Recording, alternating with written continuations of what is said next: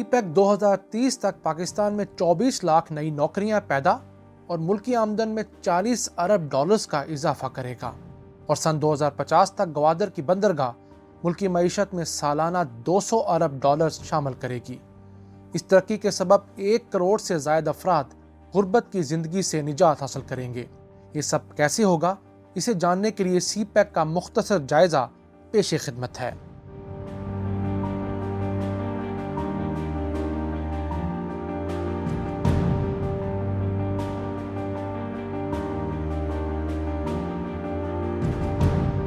China نے 2013 میں belt and road initiative جیسے بڑے منصوبے کا آغاز کیا، جس کے تحت دنیا کے 152 ممالک کو سڑکوں، سمندری و ہوائی راستوں سمیت ٹرین کے ذریعے جوڑا جانا ہے۔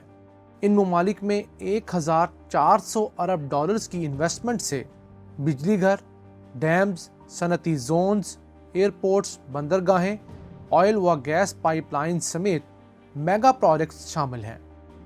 اس بڑے منصوبے کا جو حصہ پاکستان کے پاس آیا وہ 62 ارب ڈالرز حجم کا ہے اور اسے چائنا پاکستان اکنامک کوریڈور یعنی سی پیک کا نام دیا گیا۔ سی پیک 2 مرحلوں یا فیزز پر مشتمل ہے۔ پہلا مرحلہ 2015 سے 2019 تک مکمل ہوا اور دوسرا 2020 سے شروع ہو کر 2030 تک مکمل ہوگا۔ پی ٹی آئی دھرنے کے سبب سی پیک کا پہلا فیز 1 سال تاخیر کا شکار ہوا اور اس پر کام کا آغاز اپریل 2015 میں ہوا جو 2019 تک جاری رہا۔ سی پیک سے پہلے پاکستان کو بجلی کی کمی کے سبب سالانہ 4 سے 5 ارب ڈالرز کا نقصان ہوتا تھا۔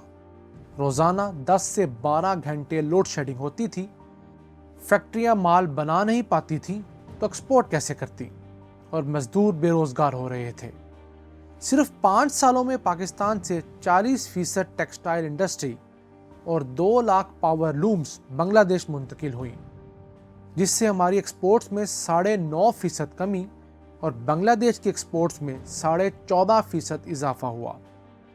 اس کے علاوہ سڑکوں کی خراب حالت کو ٹھیک کرنے کے لیے ہمیں سالانہ 1 ارب 20 کروڑ ڈالرز کی ضرورت تھی جو ہمارے پاس نہیں تھے۔ سی پیک نے پاکستان کے ان 2 اہم مسائل کو فوری حل کر دیا۔ پہلے مرحلے میں بجلی بنانے کے منصوبوں اور موٹر ویز پر توجہ دی گئی اور 19 ارب ڈالرز کی سرمایہ کاری سے تقریباً 5000 میگا واٹ بجلی اور 1544 کلومیٹر نئی سڑکیں تعمیر کی گئیں، جن سے 70,000 پاکستانیوں کو روزگار ملا۔ 15 سالوں بعد ملک میں جاری لوڈ شیڈنگ کا خاتمہ ہوا۔ تمام تر امریکی پریشر کے باوجود سی پیک جیسے اچھے منصوبے کو شروع کرنے کا کریڈٹ بہرحال نون لیگ کو ضرور جاتا ہے۔ البتہ انہوں نے ایک ظلم یہ کیا کہ جو بجلی کے کارخانے لگائے، ایک تو ان کی اکثریت کوئلے پر چلنے والے پلانٹس کی ہے، دوسرا وہ امپورٹڈ کوئلے سے چلنے والے پلانٹس ہیں، جبکہ ہمارے پاس دنیا کے 6 بڑے کوئلے کے ذخائر ہیں۔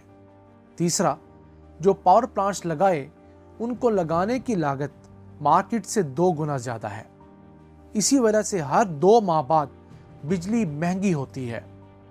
اس کی مثال سندھ حکومت کی جانب سے لگایا جانے والا جام شورو کول پاور پلانٹ ہے، جو صرف 8 لاکھ ڈالر فی میگا واٹ میں لگایا گیا، جبکہ ساہیوال میں لگنے والا coal power plant 14 lakh dollar فی میگا واٹ میں لگا۔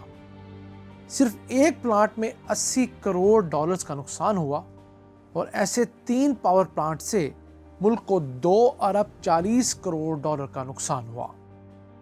سی پیک کے تحت پشاور سے کراچی تک موٹر وے 90% مکمل ہو چکی ہے، جس میں صرف سکر حیدرآباد 300 کلومیٹر موٹر وے باقی ہے اور وہ بھی اگلے 3 سالوں میں مکمل ہو جائے گی۔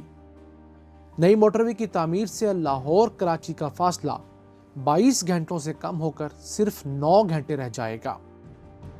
یہ موٹر ویز تو وہ ہیں جو زمین پر بنائی گئیں۔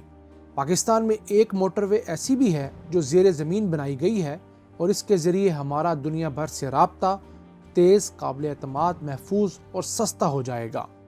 اس موٹر وے پر انسان نہیں، ڈیٹا یعنی معلومات سفر کرتی ہیں۔ سی پیک کے تحت راولپنڈی سے خنجراب تک 820 किलोमीटर तवील ऑप्टिक फाइबर बिछने से पाकिस्तान के पास तेज इंटरनेट और दुनिया से राब्ते का मुतबादल जरिया दस्तयाब हो चुका है।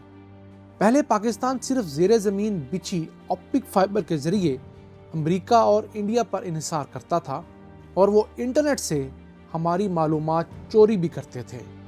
अब हमारा इंटरनेट और मालूमात ज़्यादा महफूज हो गई हैं। पाकिस्तान रेलवे का निज़ाम 150 साल से पुराना है और आज तक किसी ने भी इसे मुकम्मल तौर पर बेहतर करने के लिए कोशिश ही नहीं की। इसी वजह से मुल्क में ट्रेन हादसात में इजाफा हो रहा है। पीटीआई के पहले साल जुलाई 2018 से जुलाई 2019 के दौरान ट्रेन के 80 हादसात हुए। सीपैक फेज 2 के तहत पेशावर से कराची तक नया ट्रैक बिछाने का मुआहदा हो गया है, जिसे ML1 का नाम दिया गया है। ये ट्रैक 1872 किलोमीटर तवील होगा और इस पर 160 किलोमीटर फी घंटा की रफ्तार से 33 नई और जदीद ट्रेनें भी चलाई जा सकेंगी। पाकिस्तान रेलवे के माल उठाने की सलाहियत जो इस वक्त 60 लाख टन सालाना है, उसमें 5 गुना इजाफा होकर 3.5 करोड़ टन हो जाएगी। ये ट्रैक 5 साल में मुकम्मल होकर पाकिस्तान रेलवे को खसारे से बाहर निकालने में अहम किरदार अदा करेगा।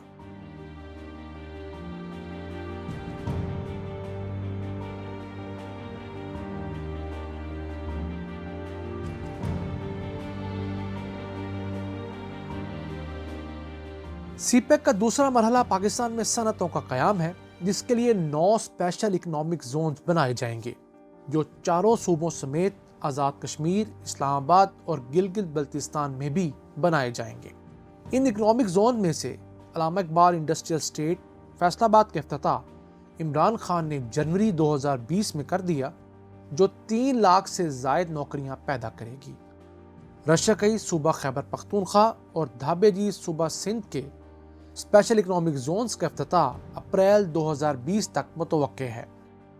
मौजूदा बलूचिस्तान हुकूमत ने अगस्त 2019 में गवादर का मास्टर प्लान मंजूर करके अहम कारनामा सरअंजाम दिया, जो कि गुज़िश्ता 15 सालों से रुका हुआ था। इस प्लान की मंजूरी के बाद तरक्याती कामों में तेज़ी आई है। वफाकी हुकूमत ने ग्वादर पोर्ट को 23 साल के लिए इनकम टैक्स और कस्टम ड्यूटी से इस्तिस्ना देकर टैक्स फ्री ट्रेड जोन करार दिया है। ये काम भी गुज़िश्ता 7 सालों से ताख़ीर का शिकार था और इसी वजह से सरमायाकार ग्वादर में नहीं आ रहे थे। इस ऐलान के फौरी बाद 41 चाइनीज़ कंपनियों ने ग्वादर में 77 अरब रुपए की सरमायाकारी का ऐलान किया है, जिससे फौरी तौर पर 5000 नई नौकरियां पैदा होंगी। ग्वादर से एक्सपोर्ट का बाकायदा आगाज़ नवंबर 2019 में हो चुका है। इसके साथ साथ ग्वादर में पाकिस्तान के सबसे बड़े एयरपोर्ट की तामीर का आगाज़ भी हो चुका है, जो 4300 एकड़ पर मुश्तमिल होगा और जिसमें दुनिया का बड़े से बड़ा जहाज़ लैंड कर सकेगा। इसके अलावा ग्वादर में नए अस्पताल और टेक्निकल कॉलेज की तामीर ज़ोरों शोर से जारी है। ग्वादर की बंदरगाह से पाकिस्तान को होने वाले फ़ायदे का अंदाज़ा मिनिस्ट्री ऑफ प्लानिंग ने सालाना 200 अरब डॉलर्स लगाया है, यानी हमारी मईशत तुर्की के मुकाबले में आ जाएगी। सीपैक फेज़ 2 के तहत चाइना पाकिस्तान की ज़राअत, बीज, अद्वियात, सेहत और तालीम में भी सरमायाकारी कर रहा है। ग्वादर के अलावा सीपैक के मजमूई फ़वाइद का अगर तखमीना लगाया जाए तो सन 2030 तक पाकिस्तान में 24 लाख नई नौकरियां पैदा होंगी और मुल्की आमदन में 40 अरब डॉलर्स का इजाफा होगा। यानी कुल मिलाकर 1 करोड़ से ज़ायद अफराद गुर्बत की ज़िंदगी से निजात हासिल कर सकेंगे। अल्लाह करे ये प्रोजेक्ट हमारी तकदीर बदलने में अहम किरदार अदा करे। आमीन।